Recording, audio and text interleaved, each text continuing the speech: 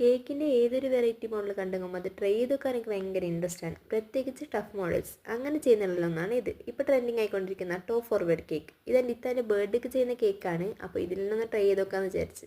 But ഈ cake ഉണ്ടാക്കിയ life ഞാൻ മറക്കുന്നൊന്നുമില്ല. എന്താണെന്നല്ലേ ഈ വീഡിയോയിൽ കണ്ടറിയാം. അങ്ങനെ കേക്ക് ഫിനിഷ് ചെയ്ത് മൊത്തത്തിലായിട്ട് ഒരു ലൈറ്റ് പിങ്ക് കളർ ഷെയ്ഡ് കൊടുക്കുന്നുണ്ട്. നെക്സ്റ്റ് ആയിട്ട് സിമ്പിളായിട്ടുള്ള ഈ ബ്രഷ് ഡിസൈനും കൂടി കൊടുക്കുന്നുണ്ട്.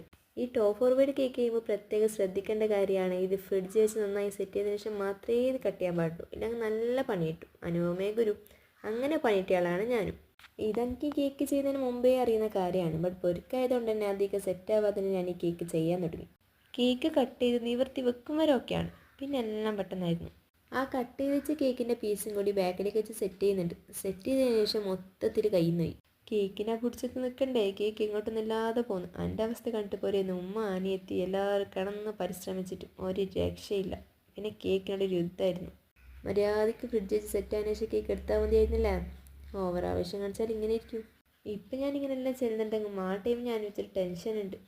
ഫൈനലി ഈ കേക്കിന് എങ്ങനെയൊക്കെയോ പിടിച്ച് നിർത്തി എന്തൊക്കെയോ ചെയ്ത് കൂട്ടുന്നുണ്ട്. ചാരി വെച്ചെന്ന് പറയുന്നതാവും ശരി. എങ്ങനെയെങ്കിലും ഒന്ന് സെറ്റാക്കി എടുക്കണ്ടേ. പിന്നെ പൊരിക്കുള്ള കേക്ക് ആയതുകൊണ്ട് ഒരു സമാധാനമുണ്ട്. നെക്സ്റ്റ് ആയിട്ട് കേക്കിൽ ആർട്ടിഫിഷ്യൽ ഫ്ലവറും ലീഫൊക്കെ ആഡാക്കി കൊടുക്കുന്നുണ്ട്. ജിംസം ഫ്ലവർ വെച്ച ബോറായതുകൊണ്ട് തന്നെ അതെടുത്ത് മാറ്റുന്നുണ്ട്. എന്തൊക്കെയോ വെച്ച് നോക്കുന്നത് സെറ്റാണെന്നില്ല എടുക്കുന്നത്. ഫൈനലി എങ്ങനെയൊക്കെയോ ഒന്ന് സെറ്റാക്കി. അങ്ങനെ ഫൈനലി ഹാപ്പി ബർത്ത്ഡേ എന്നുള്ള ടോപ്പറും കൂടി കൊടുത്ത് കേക്കിൻ്റെ ലുക്ക് അങ്ങ് കംപ്ലീറ്റ് ചെയ്ത്.